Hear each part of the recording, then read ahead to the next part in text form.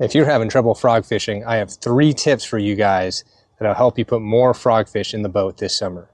Plus 1 bonus tip. All right, guys, it's that time of the season. It's post-spawn in most areas. Out here in California, we still have the spawn going on a little bit for the most part. We got spawners, we got post-spawners. You're still catching some pre-spawners out there, but one thing that tells me is it's time to throw a frog, especially out here on the California Delta. And man, just taking a look, this is a small sample of what I have in terms of frogs. And it can be really overwhelming, right? You go into your local tackle store and you go down the frog aisle and there's frogs from every different brand. Jackal has one, Snag Proof, Frog Factory. You also have G-Rat that makes a frog. There's just river to sea. There's so many frog options out there.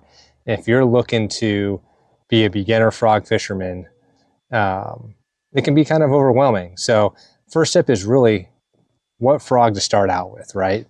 And if you start opening up all these different types of frogs, you'll notice a few things about them. You know, one is going to be size, one is going to be color, and but what you really want to pay attention to here is the bottom. So, you know, this frog right here, this is a river to sea frog. This has got a flat bottom, right? Same thing with this Snag Proof. So flat bottom frog, no keel. And what I mean by keel is this frog in particular right here has a really defined keel. This is a river to sea bullywah. And by keel, I mean this little portion right here that kind of looks like a rudder, or if you're familiar with like a deep V boat, right? It helps that frog able to walk back and forth a little bit easier.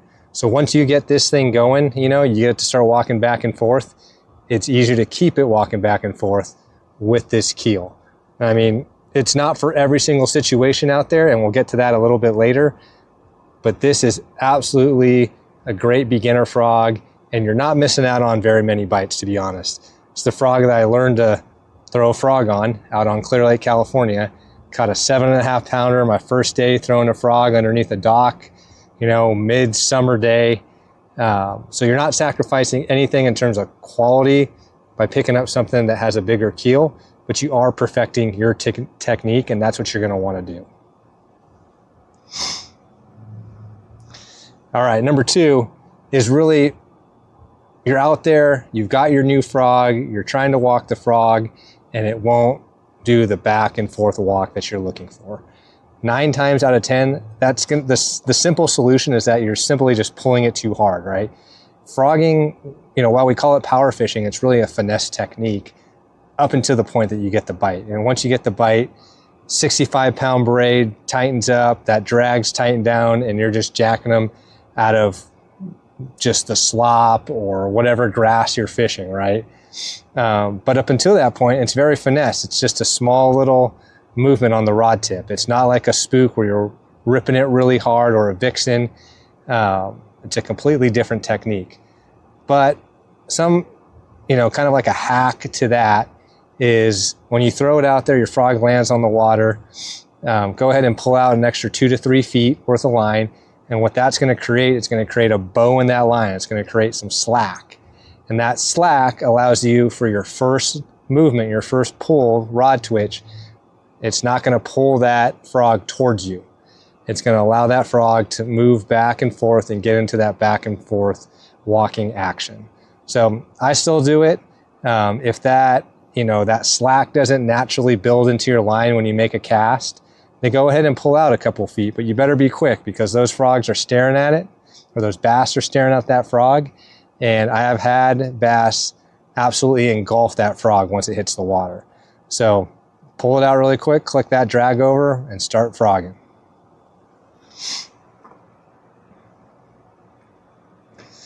Okay, the third technique, or third tip, really has to do with weight and weight distribution. I got a scum frog here. You'll notice the weight is always down at the bottom of most of these frogs. That is vital. The weight has to be there. If the weight's not there, you can find it, glue it back in there. If not, then that frog, you know, it's time to move on to a different frog. But in my opinion, personally, when I first started out with frog fishing, I really wanted a frog that was a little bit heavier in that ½ ounce weight, range, so that I could throw it a little bit easier, so that I could skip it and get it into cover and get it into pockets. So when it was windy, it wasn't backlashing my reel. And now, I'm throwing like a 3/8 now, but if you're beginning, if you're just starting out, get yourself a ½ ounce frog. And in terms of weight distribution, let's see if I can get a brand new one here. What you'll notice here is when you pull your frog, this is the 𝐾𝐭 frog by 𝐺RAT, is you have these nice legs, right? And they're very even, they're very long, and bait modification and weight distribution is a thing for me. And I like to cut the legs at a 45-degree angle so that one leg is shorter than the other. And for me, just for confidence-wise, that weight distribution makes it feel like I can move the frog back and forth, because in terms of like micrograms, it's a little bit heavier on one side than it is on the other. And I feel like that is helping me start to walk this frog, in the open water, on those pads, or whatever it is. So, don't be afraid to modify your frog. As you get into this, you'll notice that there's some things that work for you personally and other things that won't, but this is something that worked for me in terms of weight distribution. Okay, I promised you guys kind of a bonus tip, and it really has to do with the keeled frogs. So one thing you'll notice is, you'll pick up frogging really quickly with this keeled frog. And again, it's time on the water, guys. So as you perfect that frogging technique, the keeled frog is really an open water type frog. And the reason for that is when it gets on a mat, it's going to do this. It's going to lean to one side or the other. And that's a problem, right, in terms of presentation. So in terms of fishing this in heavy cover, on the Cal Delta, we're talking those big cheese mats or those matted up areas during low tide. You really want to go with something that is more of a flat bottom. Like I mentioned, this other river to sea frog here.